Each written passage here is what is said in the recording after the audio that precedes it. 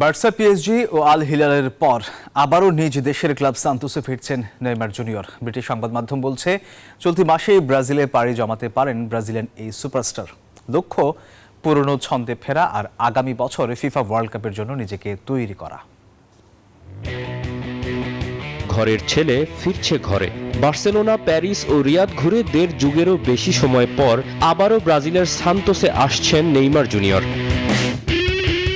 এখনো অফিসিয়াল কোনো ঘোষণা আসেনি ব্রাজিলিয়ান ক্লাবটি থেকে, তবে ফুটবলের ট্রান্সফার বিষয়ক স্পেশালিস্ট ফ্যাব্রিজিও রোমানো যেহেতু দফায় দফায় জানিয়েছেন, তাহলে সেটা হতেই চলেছে। এ ব্যাপারে নিশ্চিত থাকতে পারে নেইমার এবং ব্রাজিল ভক্তরা।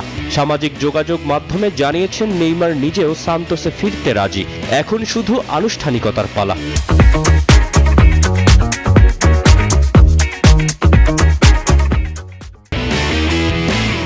2023-এর গ্রীষ্মকালীন দলবদলে পিএসজি থেকে সৌদিতে পাড়ি জমিয়েছিলেন এই ব্রাজিলিয়ান সুপারস্টার। ইনজুরির অভিশাপে 1.5 বছরে খেলেছেন মাত্র 7 ম্যাচ। এবার সেই দুঃস্মৃতি ভুলে ফুটবল মাঠে পুরনো ছন্দে ফিরতেই এমন সিদ্ধান্ত নিয়েছেন নেইমার। তবে আল হিলালের সঙ্গে সাবেক বার্সা তারকার চুক্তির মেয়াদ বাকি এখনো 6 মাস। ব্রিটিশ সংবাদ মাধ্যম goal.com বলছে, নেইমারের সামনে 2টি পথ খোলা। হয়তো সৌদি প্রো লিগের চ্যাম্পিয়নদের সঙ্গে চুক্তির ইতি টানা, কিংবা ধারে সান্তোসে যোগ দেয়া।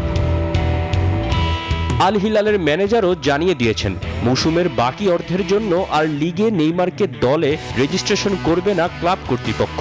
সব ঠিক থাকলে এবছর 5 ফেব্রুয়ারি জন্মদিনটা নিজ দেশেই পালন করবেন ব্রাজিলিয়ান ফুটবলের রাজপুত্র। তৌসিফুল হাসান, নিউজ 24।